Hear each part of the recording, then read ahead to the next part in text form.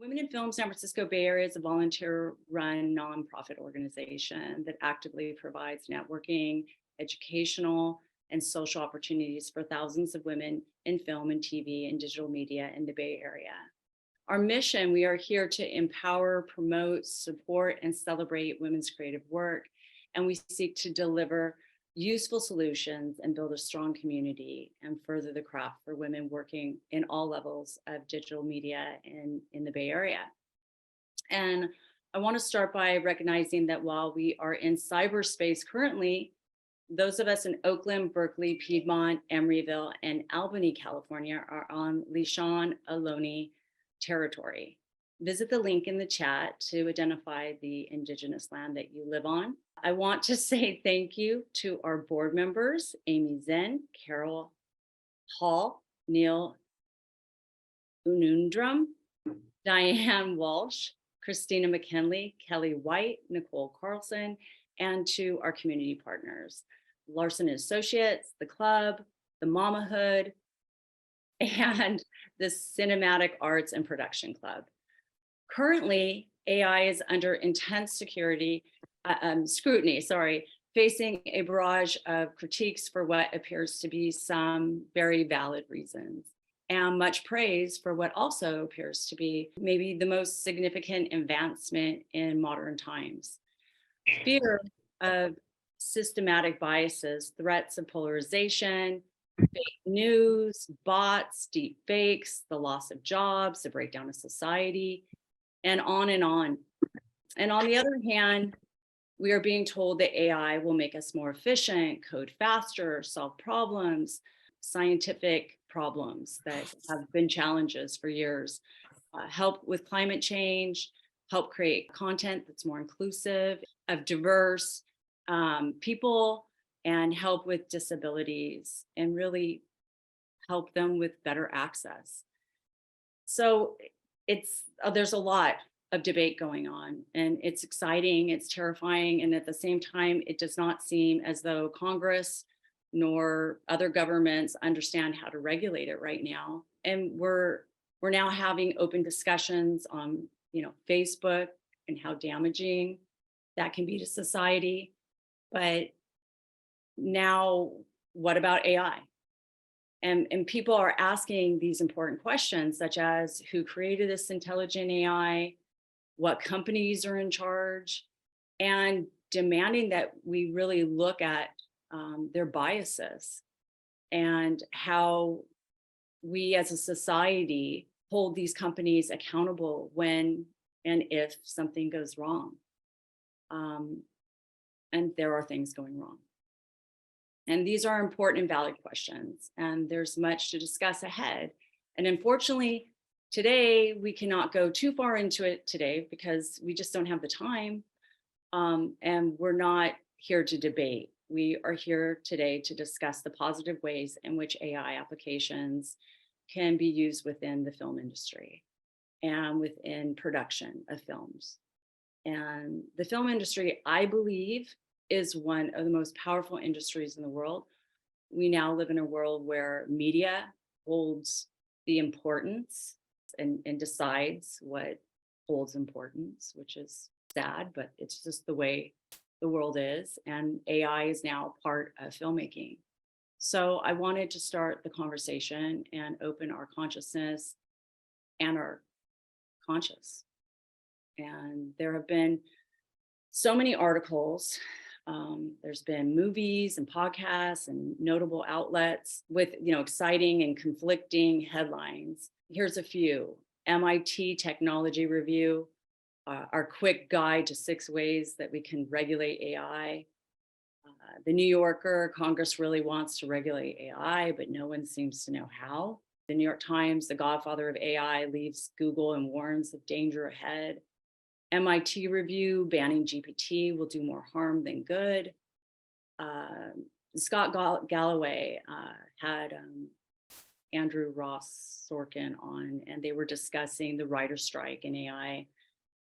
Richard Branson's article is on AI and how it's helping with dyslexia and innovation, which I have dyslexia, so I can really relate Noam Chomsky has an article in the New York Times, which is The False Promise. And the Center for Humane Technology has something brilliant on YouTube, which is the AI Dilemma.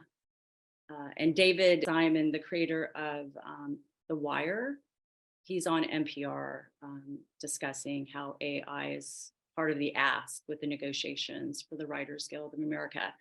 Recently, I had the absolute privilege of meeting Basil Shadid and Philip Shane during a virtual dialogue on the D word regarding documentary filmmaking and artificial intelligence. And their depth and knowledge and positive insights left a lasting impression. And the massive turnout, I mean, it was massive. There was like over 600 people there. So today's like really special for us that they're here. That interest generated me really to be just compelled to reach out to them and further discuss this critical subject. So Basil is an Academy Award nominated, Emmy-winning content producer, writer, 20-year professional. He's experienced in story development, production, post-production, content strategy, technology. He's produced everything from feature-length films to broadcast commercials, podcasts, websites, books, apps, series, and on and on. There's a lot there. Philip Shane is award-winning documentary filmmaker with over 30 years of experience. And he was a co-director and editor of Being Elmo, winner of the Special Jury Prize at the Sundance Film Festival, and producer and editor of 2-hour feature documentary Einstein and the Beatles Revolution, and many, many, many more. He also has a podcast called What the If. So you want to check that out. We can put that in the chat. Women in Film would like to welcome Basil and Philip to discuss AI and how it's best used with writing and producing and, directing our films, and welcome you both here today. And I'd like to start by, just saying thank you so much for coming. It means a lot to us. And I just want to kind of jump in and ask you some questions. Hi, guys. Hey, Julie, thank you for that intro. Yeah, thanks. So as filmmakers, what inspired you to start exploring the use of AI in your work? And can you share like specific examples of how you've used AI to enhance your creative process? For instance, Chat GPT or Runway, Midjourney, and what are your favorite applications? So there's a lot there to unpack. Philip, you want to start? Yes, sure. So I would say it wasn't the filmmaker in me that got me started in AI. It was the computer nerd that I've always been since I was a kid. I've also been a film lover filmmaker even since I was a kid.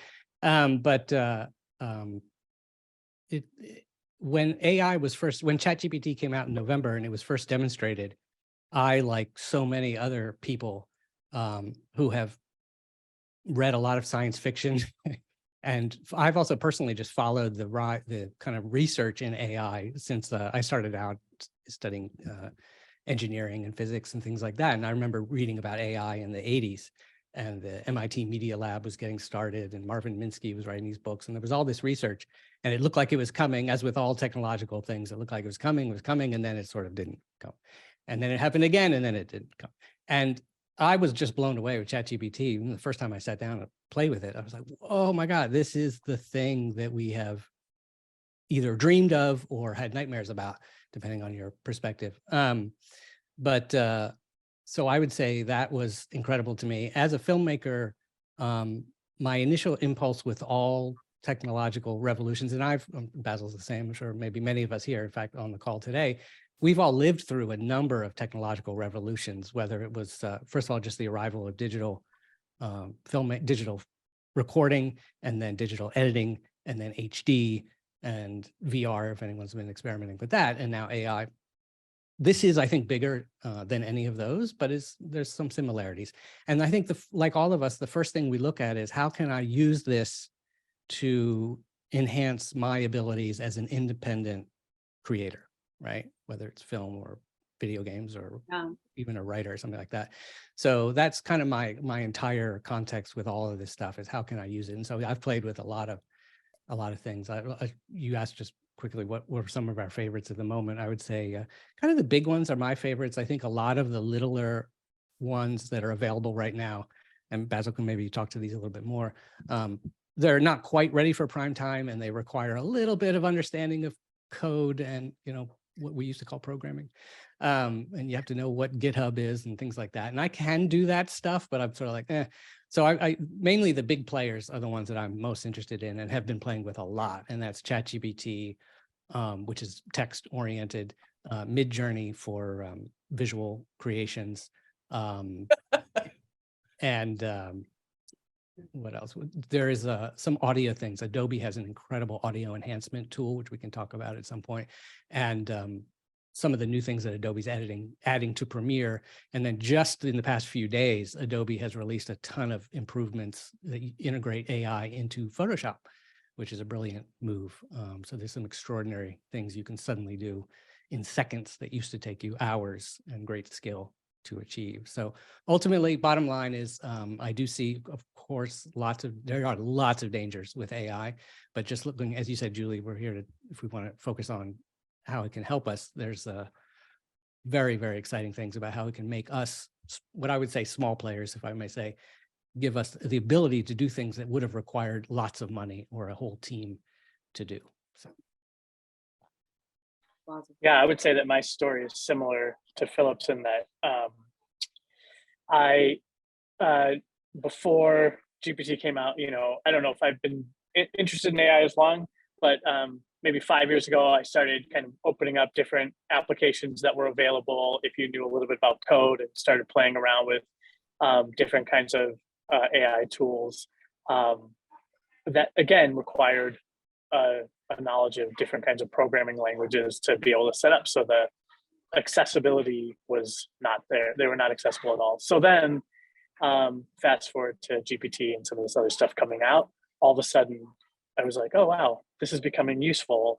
And I think there's this threshold in the world of filmmaking where there are people with budgets and there are people without budgets, and maybe that's the threshold. And those of us without budgets who are constantly on the lookout for different grants and trying to raise money, we wear multiple hats in the filmmaking process. I might be a producer, but I'm also working alongside the director. I'm also maybe in the edit room. Maybe I'm, doing sound design. It's like there's a lot of different areas that, we're working in simultaneously. So when I came across, the launch of GPT, Midjourney, Adobe Firefly, some of these other tools, a lot of them still in beta. All of a sudden I thought, oh, this is a great way to save time in all the hats I'm wearing.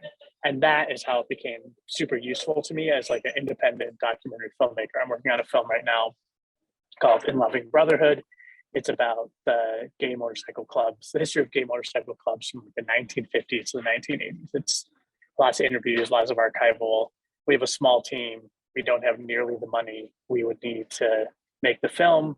We're, constantly trying to write grants and, go out there and do all these things that we need to do. And we're, I've been implementing AI. I mean, the team is not even doing it as much as I am, but I've been using GPT, for example, to help me with grant applications and a lot of kind of story, just trying out story ideas. It's not necessarily story development as much as it's workshopping story ideas.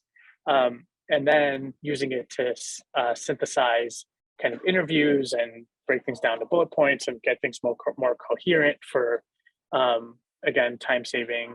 And then beyond ChatGPT, using Midjourney and some of the image processing, image generation tools to deal with content and treatments and other things that we're trying to create. And then beyond the big ones, Adobe Firefly, which is in beta, like Philip said, there's a lot of tools within Photoshop and some of those things that speed up the process of creating, getting rid of some parts of images, generating new parts of other images. There's so many different ways that it speeds up time.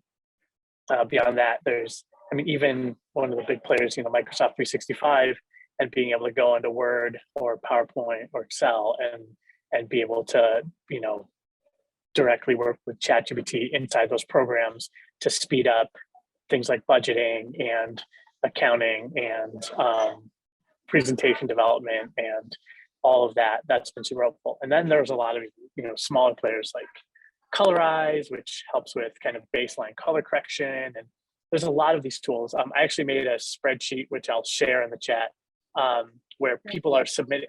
I was looking at different tools, and then other people started submitting tools to me, and then I've been kind of vetting them, adding to the spreadsheet. So it's kind of like this public list of different AI for filmmaking tools. There's a lot of lists out there. I wouldn't say this is the best one. It's just the one that I've been using. And I'll drop that in a second. And again, I think, yeah, thanks. Again, I think the biggest thing around AI and filmmaking is what I'm saying. Like, there are, of course, lots of ways that AI in general can be misused. There's a lot of topics that we can get into. And, I think that we all have the similar fears and concerns. I share a lot of the concerns, and I've been, trying to look at all of these things, like, for example, the issues of coded bias at, many different angles around AI. And I think there are ways that these things can help us actually put out content faster than we are able to without the resources that this kind of provides us. So that's why I've been excited about it. Yeah, I mean, it's like you were talking about with color grading, and just the tools to make so that disabled people can have better access. In both of your experience, what impact has this had on your creative process? Is it helping you make your films twice as fast, 3 times as fast? What would you say are the top 5 of these applications that everybody should just, or 3 that people have to learn if they're an independent filmmaker that's struggling with funding, especially women, because we don't get the funding that we just don't. The equity is just not there. I would say, I think it's a little early to say whether anything's required or anything like that. For instance, even like when I'm reminded when nonlinear editing arrived, and someone mentioned in the chat some of the various apps that were out there, Media 100, Premiere, Final Cut, et cetera. At the beginning, there was no mandatory requirement to get to know those things. Eventually, industry standards evolved, and then you kind of needed to know, and they helped. They were tremendously helpful. I would say that this might be a little heretical, and I could be wrong about this, but I almost feel like every single technological revolution that has come our way has come with the promise that we could do things faster, and they never have. I don't think I've ever moved faster. However, I have been able to do higher production value, and I have been able to do it perhaps with a much lower budget. That's the thing. And there are certain things I could do myself, but still wound up using somebody else, somebody who's got has the time to be able to work with, like you mentioned color grading, Julie. And there are these apps that can help you do color grading. And there have always been kind of, the built-in color grading things that are in. And even one of the major color grading companies in the world, DaVinci, went into nonlinear editing, and of course has that built into their system. And there's all kinds of default settings and auto color correct and things like that have been in there. AI is definitely going to do a better job, because the ability of AI to do things is truly magic and extraordinary. But ultimately, if you don't have experience, just because I'll just leave it at this. There's a lot of hype right now around. You can go on YouTube, and I'm on YouTube constantly now, watching every single video about every single AI thing that has come down the pike, all the creative tools. And I love watching them all, but this is the typical demonstration, whether it's an official demonstration from a keynote by like Microsoft or Google or OpenAI, or it's just people creators on YouTube demonstrating. They type in something into Chat GPT, and Chat GPT gives a response, and they're like, wow, look at that. That's totally amazing. They didn't even read it. Frankly, it's just the fact that it gave an output. I mean, it does do amazing things. It does do amazing things, but it doesn't do the most incredible things. It'll output recipes, and they'll go like, isn't that amazing? It's like, well, you didn't make that recipe. How do you know? And then I'll take the recipe example even further. If you're not a good chef, a really great chef is going to take that same recipe and is going to do a much better job than you are, so you still need to learn. It still takes time to practice. So here's what I would say about what's mandatory. I think it's mandatory that you learn at least the most popular basic things. I think you should know what Chat GPT is. And by the way, you should play with it, because there's a lot of fun things you can do with it and a lot of really helpful things it can do for you. You should know what Midjourney is. It's a little complicated to use if you don't have computer experience, if you don't know what Discord is and things like that. But you should look it up, read some articles, watch some reports about it, understand that you can now type text into a box and say, I want to see a tiger, sitting in a fast food diner, and instantly you get not just a crude sketch, you get an unbelievable three-dimensional photorealistic image in seconds of Are they that. legal? Like, can Yeah, you put them totally in legal. film and it's 100% legal? Yeah. And in fact, just recently that was decided that at the moment, there is no copyright. Anything generated by AI does not have a copyright. Unbelievable. Yeah. So, that being said, just a quick side note, Adobe and a lot of other major companies like Getty are going to great efforts to say that all of their image generation tools were trained on images that were already licensed by those companies. So ethically, you might say, you want to be really more ethical about it, you might feel safer using Adobe or any of the more official ones. That's a long sort of digression. But anyway, as far as what you should know, I'll just say this: you should know the tools. You should become familiar with it. The other thing I would say is the longer you wait, you're going to have to become familiar with these things anyway, and they are going to help you tremendously. But the longer you wait, the more complicated those tools are at the point where you jump in. Like I learned Avid when it was brand new, and there was only a few settings in the entire thing, and it was very simple. And so as every few months or each year, new capabilities got added to Avid, I learned it step by step by step. If I were to step in now, as I do teach editing, and students jumping in now to learn Avid from the beginning, it's like, holy cow, it's so complicated. So I would say get familiar with the things. Even if you want to critique them, it's important to have played with them so you understand what they if can you're do. going to have an opinion about this stuff, you want to at least know what you don't want to just throw facts out that you've heard on. Yeah. And I would also say, don't be afraid of any of the things. I mean, don't enter any personal information into Chat GPT. That's the only sort of warning I would say. But really, just go to it and just try anything. You can't break it. Yeah. Awesome. And I would say that a lot of people are trying to, and and that's an interesting kind of playground as well.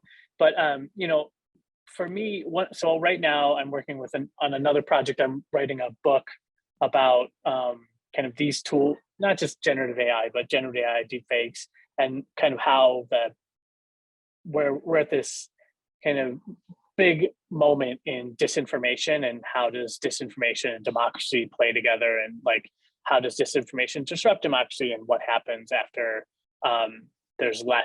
we have less of ability to trust the things we see. And so there's this little team that we're co-writing this book together. And so as an experiment, we used Chat GPT to write the book. And it came up with the outline, it came up with the synopsis, and we had it write each chapter. And we just had this book, and it was a terrible book. I wouldn't even say it was it was like a terrible, terrible first draft. Yeah. But we read it, and there were some useful bits in it that we were able to take and be like, okay, maybe here's how we were thinking about it, and here's how Chat GPT was thinking about it, and now we can put the two together and be like, oh, here are some things that maybe we want to infuse into our book, and here's some things we definitely don't want. But it was this interesting thing where I feel like we're at this place with all of these tools where a human definitely has to be in the process. There are people who do direct AI output and put it out there, and that material is not compelling. It's not compelling because it doesn't resonate, it doesn't have authenticity, it doesn't have connection, all those things. But what it is its output. And it's a very confident output. I would say that I was joking with a friend of mine the other day that I think the voice of ChatGPT is like the tone is of like a overly self-assured sophomore at Harvard. Yeah. And like who thinks that he knows everything, right? And that to me, and there's a problem with that, in that the tone is overly confident, but not necessarily right or like good or the thing that we want the tone to be of the content we put out there. But it's So there's this confidence problem. Not that it has a lot of confidence, but if you yourself struggle with confidence, you could be like, oh, well, it's right and I'm wrong. And that to me is like a bigger issue that I think that's interesting to counteract against. But regardless, I think that a lot of these things become most companies out there who are putting these tools out there keep saying the word co-pilot. Oh, it's your programming co-pilot, it's your writing co-pilot, whatever. And I think that's a really interesting term, because I do agree that it's a tool that's available for you to banter with about your subject matter when you want, that'll give you results that you can then hopefully go and be like, okay, yes, I'm going to stick to my resolve. I'm going to change my stuff. I'm going to it's something, and something. And then research it. Yeah, exactly. And then back to around accessibility, I think that honestly, a lot of these AI tools are going to transform the landscape of accessibility tools. It already is, in that I just worked on a series about disabled software engineers, and the tools that are coming out now are allowing more and more people with different disabilities to be able to code, access technology, and in a way that it's just like a huge moment. And so there are so many potential negative things, and then there's so many amazing benefits, and this is why we're of course all so captivated by it. Yeah. In terms of the 5 tools, sorry, one last thing, is I would say Chat GPT, definitely one of them. If Midjourney and Discord are too complicated, go sign up for the beta for Adobe Firefly. It's a lot more and if you already have Adobe, it's a lot more user friendly. And then beyond that, I would look at the list that I provided, or just there are so many lists out there. Be like, what are the things that I'm looking for? Am I looking for color correction? I know we keep using that as an example. Log into a service and try it. If you're looking for marketing copy, you can try that. If you're looking for scheduling, there's so many services out there that you can try. One of the things that I find really interesting is I'm subscribed to an emotion tracker software, and you can send it out to people. You can have people log into it, and they can send a video, and they'll watch the video, and throughout the video, it'll tell you, are they feeling happy, sad, scared, bored, anxious, angry, whatever it is, and it gives you that in a timeline of the length of the video. So then I can send it to 100 people. All they have to do is watch the content, and then the data that I get back is okay, wow, everybody's really bored at minute 7 of my film, and so that means I should probably change minute 7 of my film. Yeah, you used this analysis data about audiences, and we were talking before about distribution, that you did some self-distribution, and have you used AI in this way perhaps to self-distribute or market when it comes to your films, and if so, what insights did you gain from it? How is this helping your approach with your storytelling so that you can distribute your film? But then also, what about distribution? Because I think that's something that we're all talking about the creative process, but there's a business to this. We want to sell our films, right? So I know that you've had some success in that. Well, I personally have, I think there's a lot of ways you can use AI to help you market a project. In terms of distribution, I've had success with self-distribution, but not with AI, because the self-distribution I was doing around the films I've been doing were kind of predate these tools being out there. I think that if you look at the marketing industry and you look at the way that people kind of auto-generate content or schedule stuff for social, or all those kinds of things that people do to kind of keep pushing content out there using existing content that you have, I think the AI tools can be really good for keeping a content schedule, creating new content, and kind of fulfilling the social media, spin. Beyond that, I don't know that it's going to necessarily, it's not, for me, the biggest thing about distribution for an independent film is knowing who the community that your film is talking to is, and then kind of connecting in with, or being connected to that film enough that they want the film that you're making about the community. And I don't think that AI is anywhere close to helping you with that. There are, above the threshold where we're at, there are tools out there that Netflix and a lot of the big studios use that help analyze audiences, or you can literally drop in a screenplay. It'll analyze that. It'll tell you what actors to use. It has all this user kind of viewer data, and those tools are all AI based. They're inaccessible to us because they're most of our price ranges, but those tools exist. So if you were to want to spend money on an analytics tool to see, you could totally do that. Oh, wow. Well, I'm sure. So I think there's a few different layers to this. So for instance, one thing is when you talk about distribution, at first, let's talk about, it's just super helpful. And I was noticing in the chat, some people are already talking about how they've been using Chat GPT, for instance, to help them with the most basic level of ultimately what might be distribution, but that's simply publicity of any kind, reaching out of any kind. And so I've used it. You mentioned I have a science podcast that I do every week. And, each one of those, we record the episode and then and what's it called? Just so it's called What the If. What the If? Okay. What the If, and you go to whattheif.com, Like find out more about it. Yeah. And we do basically, Einstein used to learn science by practicing thought experiments. And that's pretty much, we do fanciful thought experiments every week, and we learn science from that, and we have a blast. I've also been using a lot of AI for, just a side note on that. I've occasionally I've had situations where my co-hosts who are, one is a scientist, one is a historian of science, and they've both been away. And I was left by myself, and I was like, what am I going to do? And I thought, oh, wait a second, I could have kind of a fantasy guest. And I used Chat GPT. I asked Chat GPT to play the role of HAL 9000 from the movie 2001. And then I had HAL discuss the dangers of AI with me, which was quite fascinating. And I used his voice. I used another service from a company called 11 Labs, a voice synthesizer program, to have it speak. And the AI voice synthesis programs are just unbelievably realistic. It's stunning. Stunning. So I've had HAL 9000 on as my guest. I've had Mr. Spock on as a guest. And my most recent guest, who's on there right now, if you want to go to whattheif.com, my current guest is Ada Lovelace, Lady Ada Lovelace, who was the first computer programmer from the early 1800s.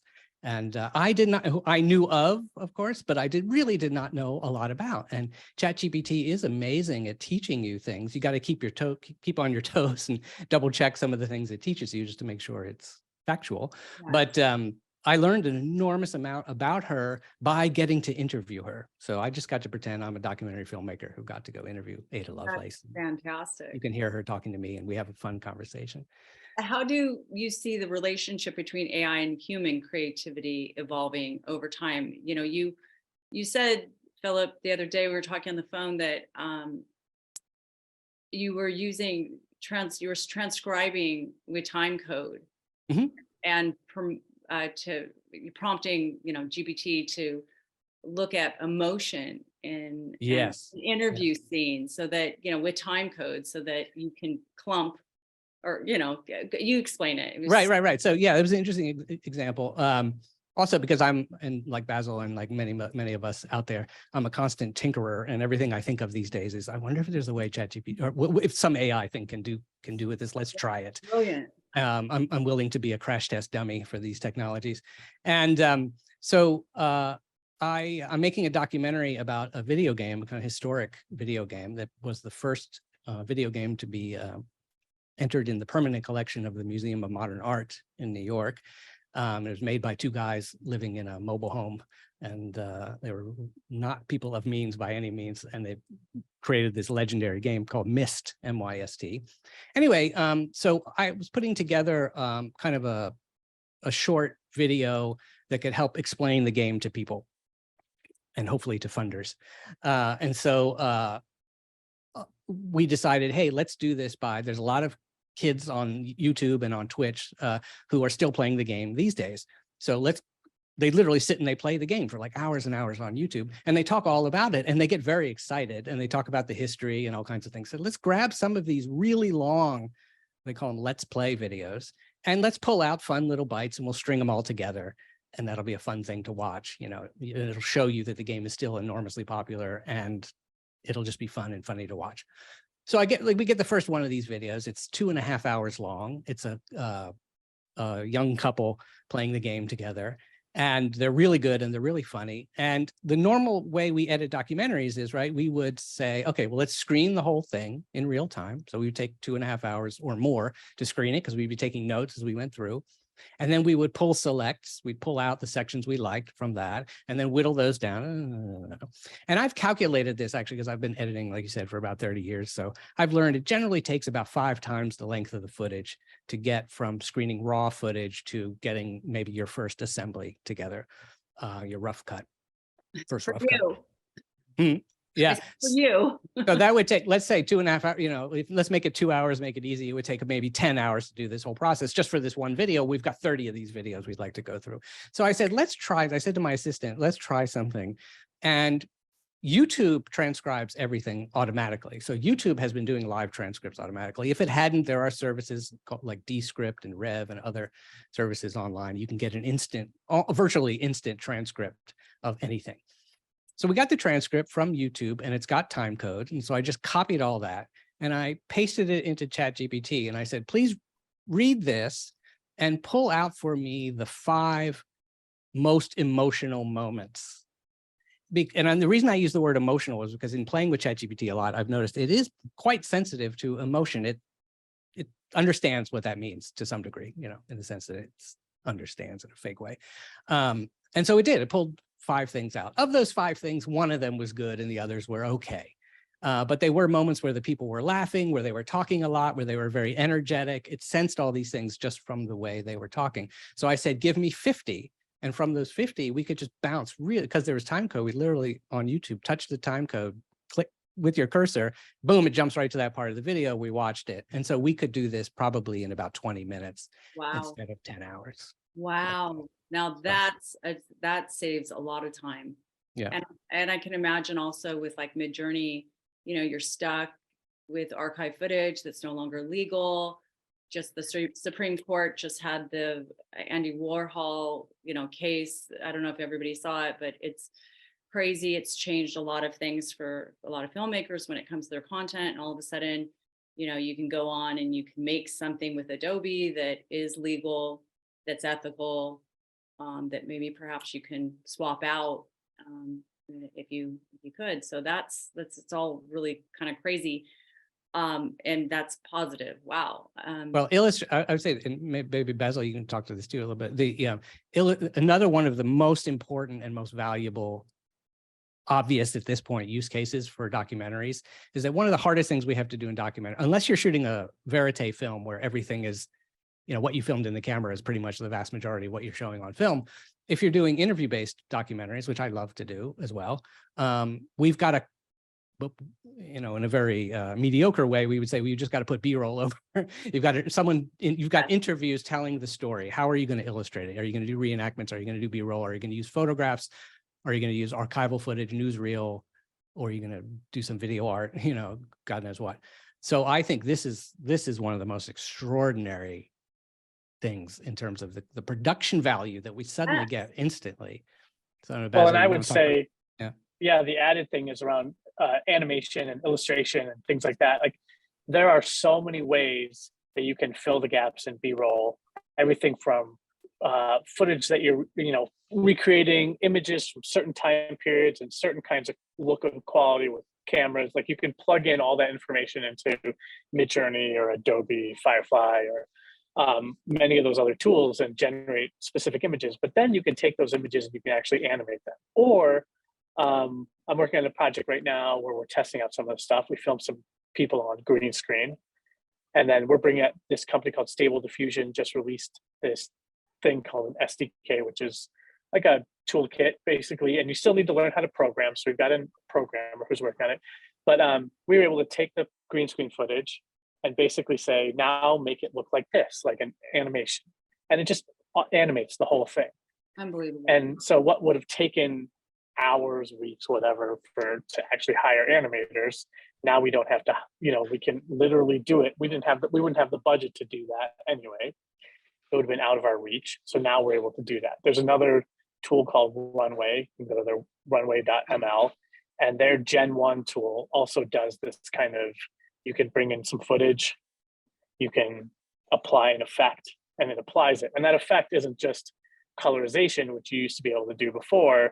Now it's like an entirely new animated sequence. You can even, in some cases, some of these things you can broaden out the sequence. So if you didn't film quite enough and you need another scene, you can then take the animation, extend it. And there's all these ways you can build footage that is, very powerful, and again, saves you many hours and is like makes it accessible to people that wouldn't have been accessible to before. Yeah, that don't have funding. So, some people are worried about AI and that it could lead to job loss. And I know that we were talking about this earlier, and causes of problems in copyright efficiency, and for instance, the writer's strike we're talking about, and it's somebody had mentioned, I think it might have been Philip, that the only way as of right now to really copyright something 100% would be blockchain. So registering, let's say, whatever that may be. We just did an NFT recently for our film, and we went ahead and registered with blockchain. Is this a way that you're seeing we may be ending up going when it comes to our IP? Well, I just say, just to clarify, I think all I was saying was that the AI itself does not hold the copyright. You hold the copyright. So anything you make, even if you don't register, you don't have to register. You just automatically, you made it, you published it, you own the copyright. So but I mean, like with scripts, or it used to be could go through the screenwriter, the WGA. You still do that. Yeah. Yeah, and I would still do that. Totally. Yeah, absolutely. And don't put your. But indefinitely the WGA. God bless them. Yeah. And don't standing up. And don't put, but people are worried, Philip, about job loss and stuff. So I feel like.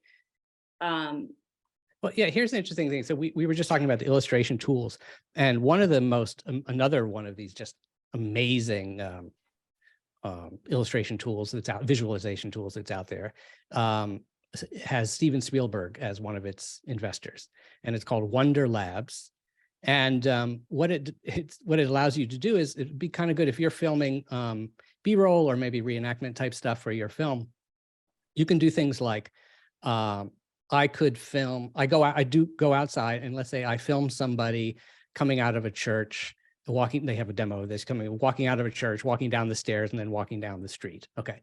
I can then replace that person. Like, you could just have anybody do that. You could have your PA do that. And then you can replace them with an animated figure of some kind, a 3D animated figure that's already kind of pre-made. I don't have to get into the details of it, but essentially it does an amazing job. I saw somebody on YouTube did an interesting thing. He went out and he just set up his camera on a tripod and filmed himself shooting baskets, into his basketball net. And then he replaced himself with a robot. And so suddenly it looked completely, flawlessly. It does take hours and hours and hours to render these things, but it takes only moments for the human to put it together.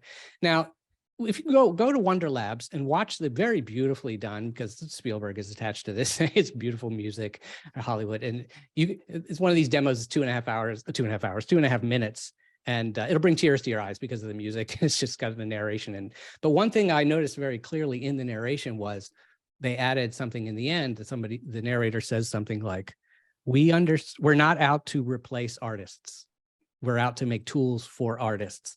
And we believe the human must be involved in the process. So somebody has to go out and film. Somebody has to play the part of the character that's walking. Yeah. Somebody has to hold the camera. You do go to a real location, although you could replace the location, stuff like that. Bottom line is, I think we would just keep coming back to the same refrain, which is the AI is a partner in some ways, or a tool, depending on what level. But a partner is an interesting way to think about it, because it can act so human, and it is unlike most tools. Like a hammer doesn't suggest ways it could be used, but the AI does. So it's kind of interesting. Yeah, another concern is AI, that it's perpetuating biases. Most AI coders or developers are men. Yeah. And this could perpetuate biases and stereotypes. And are there ways that you guys are seeing AI can help with biases? Well, there's force it to. Yeah, you can make it. Go ahead, Basil. Yeah, not only that, but I think there are tools. So, the AI isn't the arbiter of, the AI isn't the creator of the knowledge, right? The AI is basically a, like a neural network that has read all this knowledge, and the coder is creating the neural network. The coder is not like necessarily giving it the knowledge, right? So even if the coders are all white men, that doesn't necessarily mean the tool is responding in the way the coders are writing, because it's not like a one-to-one scenario. I know it's a little vague, but basically there are a lot of tools that are being developed that are AI tools that can actually, if you think about bias is like when we're trying to undo bias, the first step is to like understand the bias and to be like, oh, I can now like recognize bias in myself, right? And then the next tool is then to intervene and say, okay, now I'm going to change what I'm doing, thinking, whatever it is, based on that, so I'm not actually outputting more bias, right? And we're all doing this, and AIs can actually do that as well. And there are tools being built to do that faster. It's like I read an article the other day, and I can't remember who the author was, and I wish I could at this moment, but who said that there's a likely scenario in which AI tools are actually better at mitigating, understanding and mitigating bias than humans are at scale. Mm-hmm. And that doesn't mean that any individual one of us, it might not be better than the person who's read all this, who's really working on that as like a primary function of their life.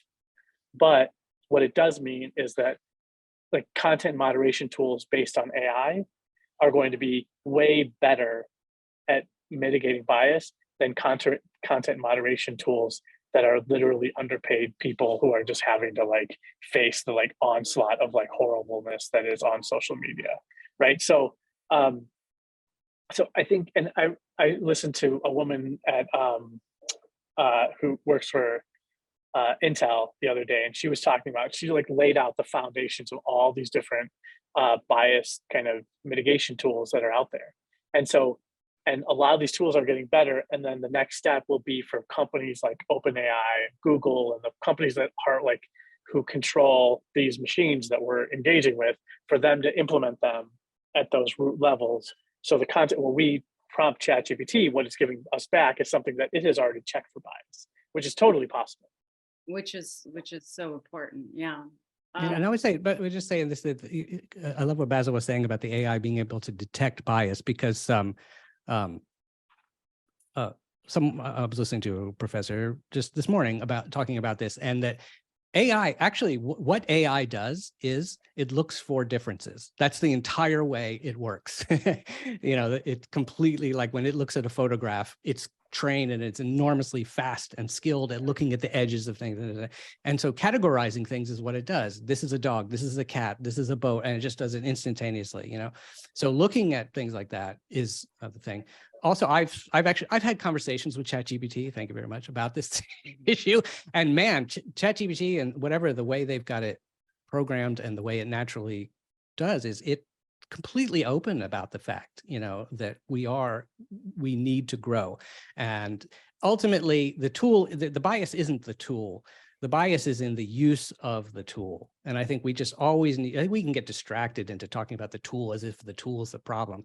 But this isn't the problem. Whoever's using the tool needs to be held accountable.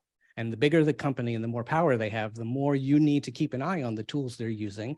And it's imperative on those companies. And I think some of them actually do make an effort. I don't know the full extent, but we need to watch them. But they also have organizations within themselves that sort of are constantly, what they call red teaming, constantly trying to find the flaws in their algorithms, and we need to do that. Yeah. As soon as Google ends up, let's say suing Microsoft or vice versa, then, we'll have probably a little bit more regulation, or some, these bigger companies, Amazon sues Google. But until then, it just seems like this is kind of the Wild West that we're in. And there's a lot of fear. I'm hearing so much fear. And then at the same time, it seems as though some of this technology isn't even there yet, so let's say entire films autonomously, I think it's close enough though to see where it's going. Okay. So yeah, I think there will be a day. Yeah. No, I was gonna say there will be a day when you can, go in and say into one of those programs and say, give me a film where I'm the co-star and my co-star is this person and we're in a romantic comedy in Paris or whatever, and it'll pump out an entire film that you can watch. Like we can see that all the elements of that are in place to make that happen as this technology progresses. But I'm going to say 1 year. 1 year. 1 year. Wow, it's going so fast. Maybe Okay, two. so where do you think we're going to be in 10 to 20 years in these investments? It's a really good question. I mean, the thing is it really all depends. Yeah, maybe it really all depends on how I think this regulatory period right now is going to be hugely important in determining like where we are. There are like the European AI Act, the European Union AI Act is a really interesting thing to look at. How people have regulated software in the past is really interesting to look at, like HIPAA, GDPR, like which is the data privacy regulation. Like there are examples of how things have been regulated, like big software models.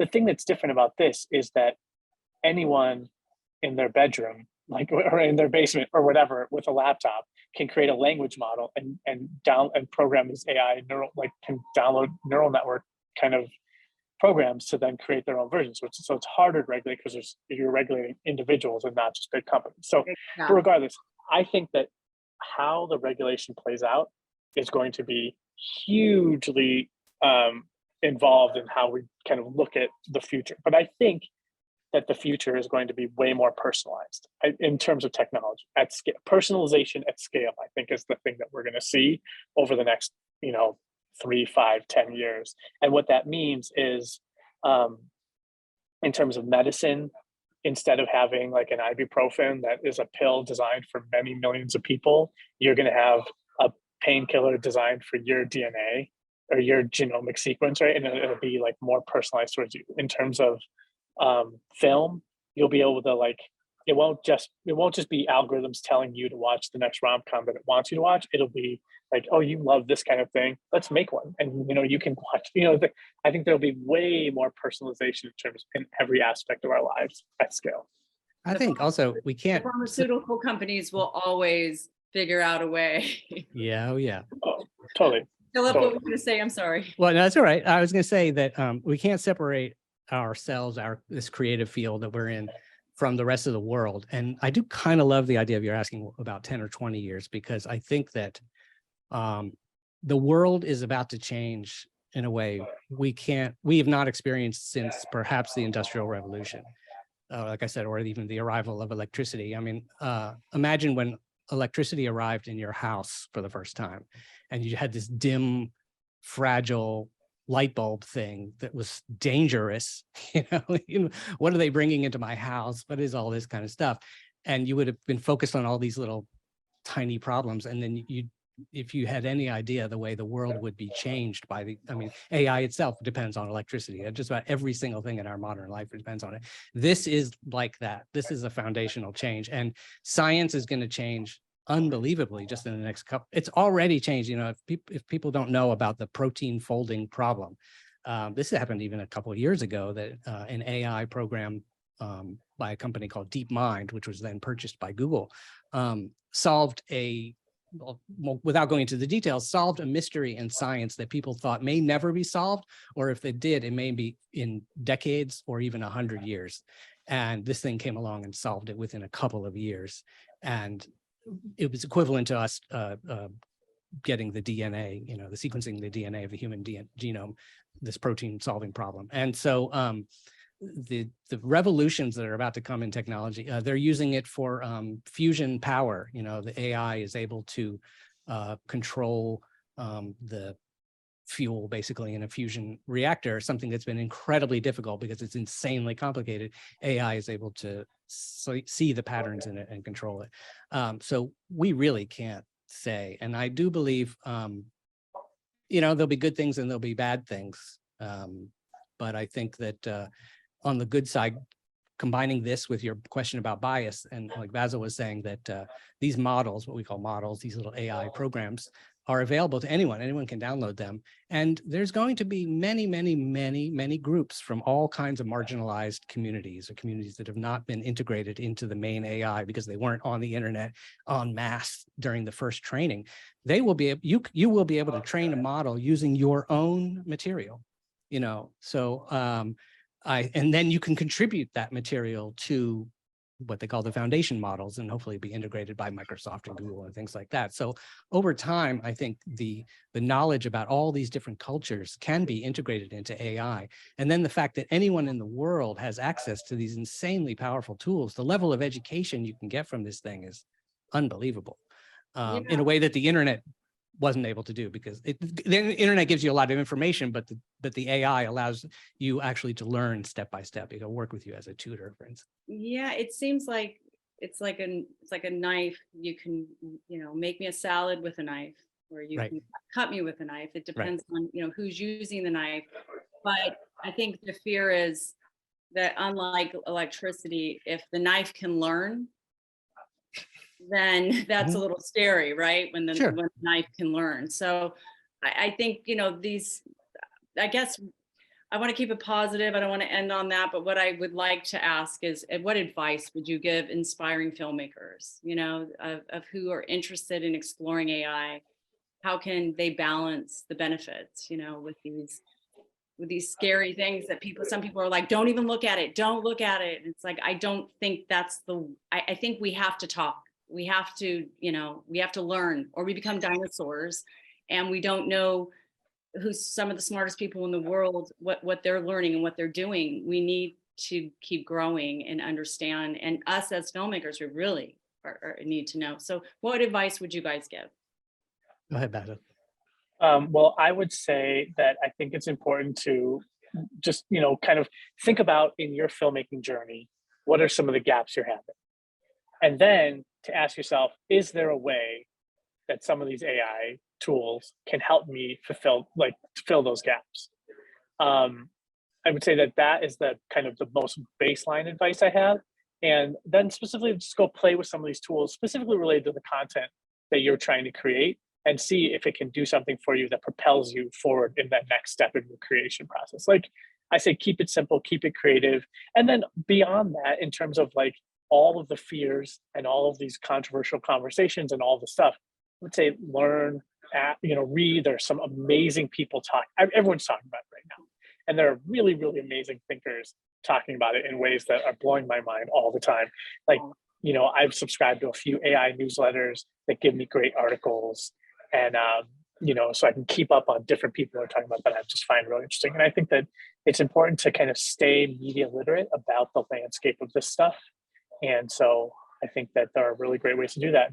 And one of those is just really kind of going out and listening to a lot of people talk about it. Maybe you could put those in the chat as well. Because we just don't know where to go necessarily. And Philip, what do you think, Philip?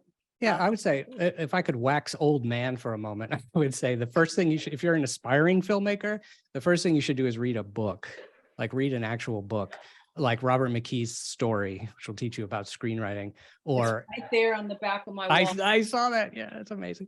That's one of my Bibles. But read The Hero's Journey, and et cetera, et cetera. Plenty of other things too. But understand storytelling, become familiar with that. Read Aristotle if you want to, but just watch movies. Watch a lot of. If you're a documentary filmmaker, watch a lot of documentaries. Do all that first, okay? But let's say you've got that, you're up to speed, or you want to take a break now from your film as literature class. I think that, exactly like Basil said, I think that learning about the tools is one thing, and I think playing with them a little bit is important too. I think that ultimately what's going to happen is, while you can do a lot of these things yourself, I think this thing is going to wind up being used in the way all tools have traditionally been used. I made my Einstein documentary, and we had a lot of graphics in it. So we needed animations of the solar system, for instance, et cetera.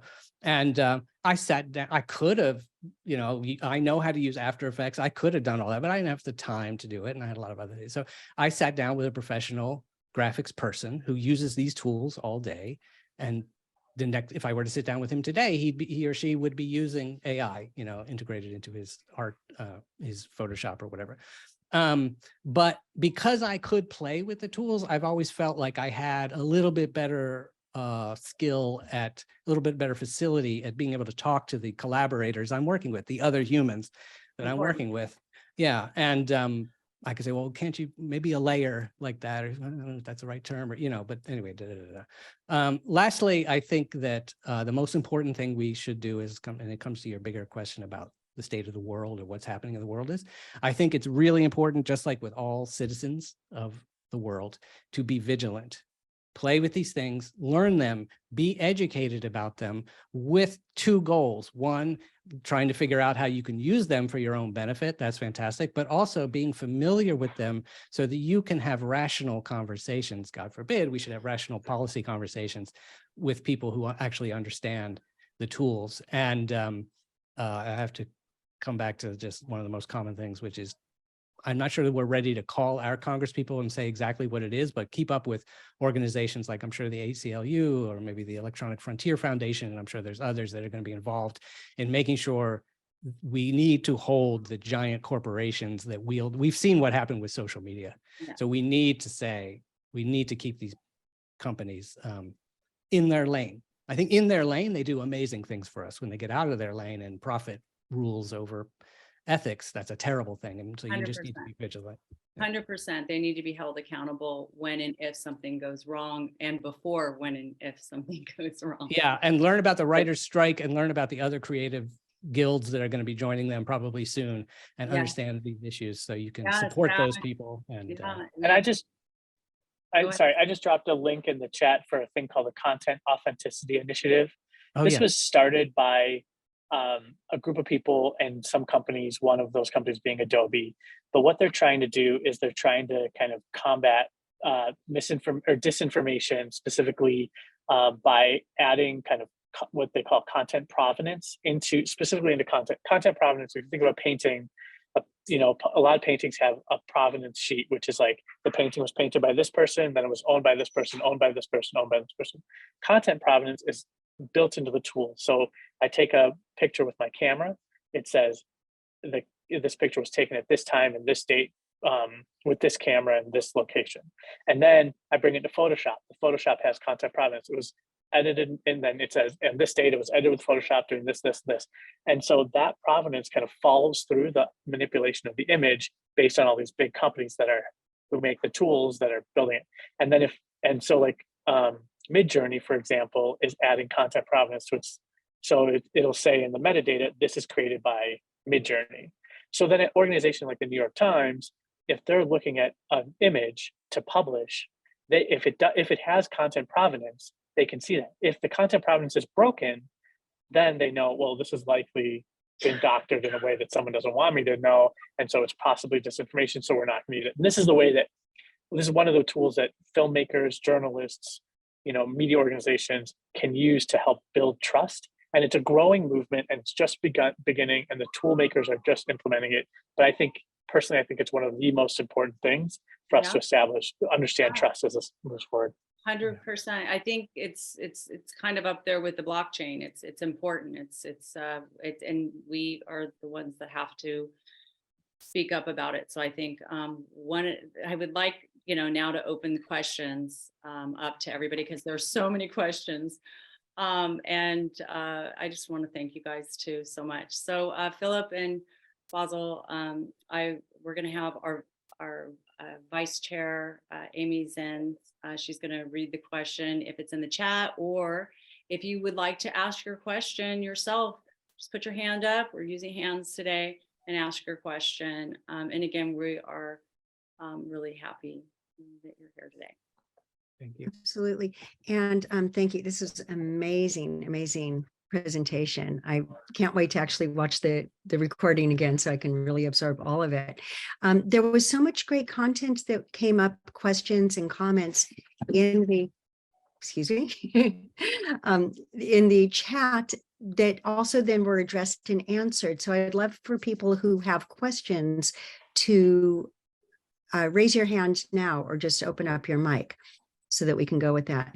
And as people are getting ready to do that, I will also ask if there is any time right at the very end.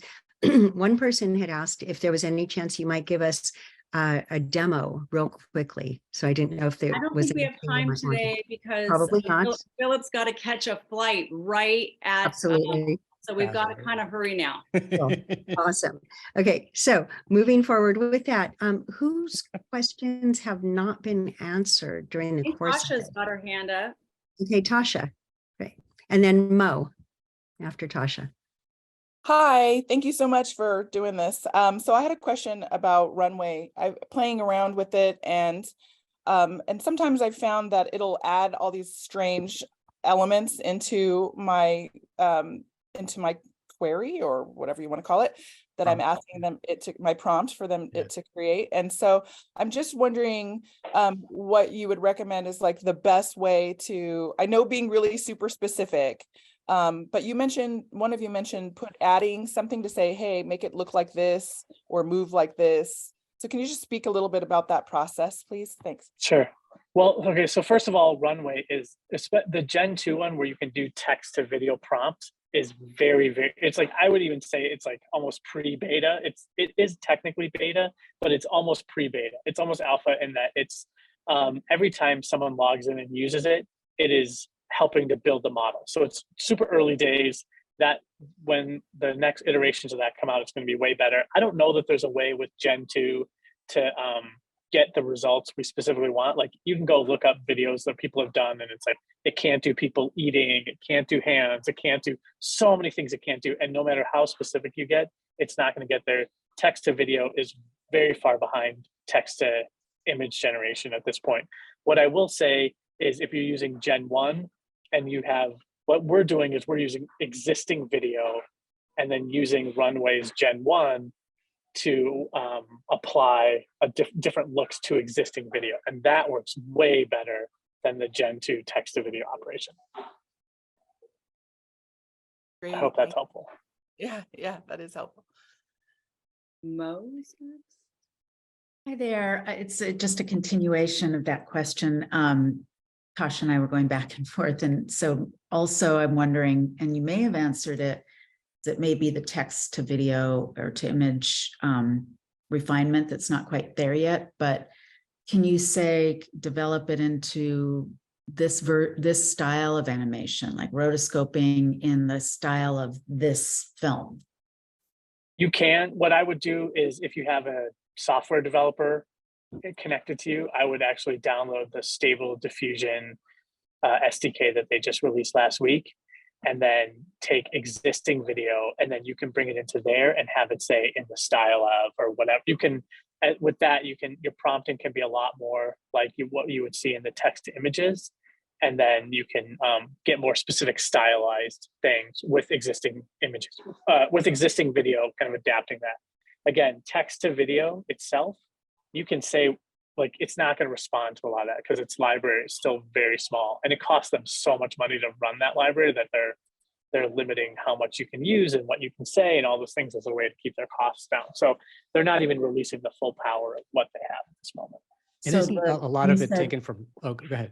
You said Stable Diffusion, and you need what kind of professional to help you with that? Well, you'll need a software developer, but if you go to if you just look up Stable Diffusion text to illustration SDK, which I know it's a mouthful, you'll find the thing to download, and it'll but basically you need essentially like a Python programmer who, to install it and use it, but it's pretty powerful. You need a mechanic, is what we used to say. You do. I mean, it's all, in a year you won't, but right now you do. Well, in a year it'll be integrated into After Effects. Yeah. That's right. And our next question is from Neil. Hello. Yeah, hi. Sorry about the beeping. Thanks for being here. And I really think all of these tools are really exciting for filmmakers, but I guess it's kind of a two-part question. One is kind of around IP, which we touched on, and how, SAG is starting to talk about their likeness and images being copyrighted, and also writers and screenplays. When you ask Chat GPT, oh, write something in the vein of Wes Anderson, it's using Wes Anderson's IP, so, and ultimately these companies are, there's a profit motive, so everything is more efficient. And so, I'm just wondering, like, what you think about these tools being used as tools, but then ultimately when efficiency comes into it and when people want to make more money, how is that going to look for artists and actors and writers and directors moving forward? And then the second part of the question is the Center for Humane Technology. They released a lecture that I think was pretty powerful by the guys who did The Social Dilemma, basically comparing AI to like nuclear weapons, and just how unpredictable of a technology it is, and in the future how we can't even predict the ways that it will kind of infiltrate our society. And I know we don't want to get negative here, but it seems like an elephant in the room to me, just because the discussion is so kind of large in a way that like we can't quite comprehend it yet. But is there a way to use the positive parts of AI and these tools, yet still kind of, think about these huge societal implications that are not really being addressed right now by governments, like in the same way that atomic energy was addressed, back in the, Cold War days? I would say Neil, just so you know, I did take that link of that discussion, and that is in the article list that is in the chat. So okay, great, thank you. And everyone can see that discussion. Go ahead. Thank you. I would say that to steal a phrase from somebody in my youth, it might have been Ronald Reagan, use but verify. In other words, use for your creative tools, and verify, or use but be vigilant. Learn about the societal issues. They're not exactly the same. I'll just say to the question about whether it's like nuclear power, whether it has the power to destroy the world, you don't have to go to anybody specialized to get that thought. The very inventors of this technology and the people who own it right now are doing something that I've never seen, and no one's ever seen any technology leader do before, except for nuclear power. And having studied physics, I'm aware of how the physicists during the days of when the invention of nuclear power was coming, tried to convince FDR that to understand the dangers of nuclear weapons, and they had to get Einstein to basically get him to give a talk and things like that. They are the ones saying, do I understand exactly how AI could destroy the world? But they are saying it could be worse than a nuclear disaster. So what that means, I leave that to you. However, getting back to fun things like how you can make your movies, with the writers have a really powerful point. And one thing they're saying on the picket line right now is that it's not Chat GPT or any of the text AI programs are not creativity tools, they're plagiarism machines. Now, it's a bit of an exaggeration in some way. However, what it really boils down to is the training data. Forget what the thing creates. I actually think that asking it to do something in the style of somebody is not that big a deal, because we all do that. I'm going to set out to make a movie and I really love Wes Anderson, so I'm going to kind of watch all his movies and do something in the style of that you can't copyright a style. But the fact that actual screenplays were fed into the training data, and then that thing is coming around and potentially putting the people out of work, is a terrible thing. So we should be aware of that. Again, though, it's not the tool that's putting the people out of work. And the writers will say this too. They're saying, writers are very much saying, on one hand, this is an amazing tool. It's helpful. It's collaborative. It's useful to us.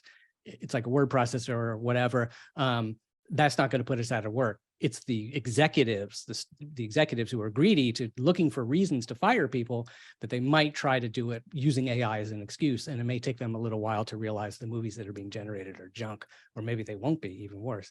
for the writer. So that's the big issue. So I say that's where I would say it's important to understand sort of maybe a better way to say it is it's like you might think about the food industry or the pharmaceutical industry.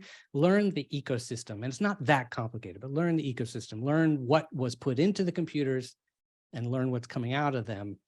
And who are the seven, and who are these 7 companies or 10 companies that are in charge of this? So I think holding them accountable. Yes. I think AI right now is the villain in the room, when really it's the companies that need to have responsibility. Yeah, and I would say don't wait. I'm sorry, I was going to say real quick. Don't wait until don't wait until their product causes cancer. Yeah. Get on it now. Yeah, go ahead. Yeah, I think it's important for regulation. I think that's going to help. I think it's important to have these conversations.